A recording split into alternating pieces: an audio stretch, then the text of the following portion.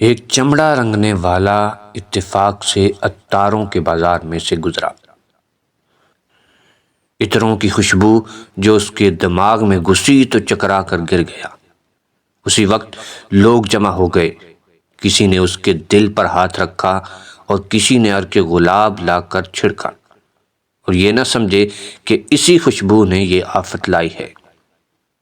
کوئی سر اور ہتھیلیوں کو سہلاتا ہے تو کوئی لوبان کی دھونی دیتا ہے۔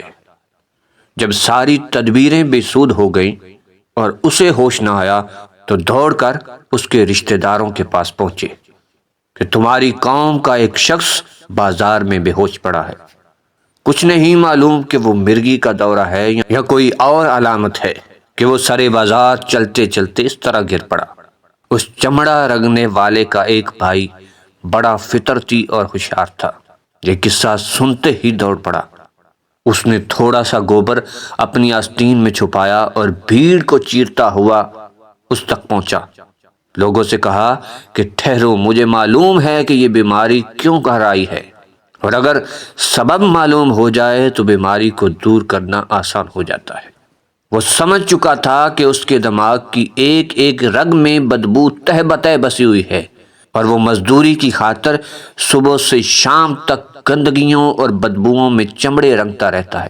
کیونکہ سال ہر سال گندگی میں بسر کرتا ہے، اس لیے ممکن ہے کہ عطر کی خوشبو ہی نے اس کو بے ہوش کر دیا ہو۔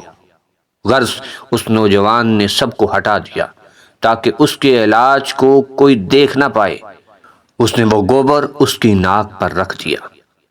جو ہی یہ بدبو بے ہوش کے دماغ میں پہنچی تو اس کا سڑا ہوا دماغ بدبو سے از سرے نو تازہ ہو گیا۔ تھوڑی دیر گزری تھی کہ مردے میں حرکت پیدا ہوئی اور وہ بیٹھ گیا۔ مولانا روم فرماتے ہیں، جس کو نصیحت کی خوشبو سے فائدہ نہ ہو، سمجھ جاؤ کہ وہ گناہوں کی بو سونگھنے کا عادی ہو گیا ہے۔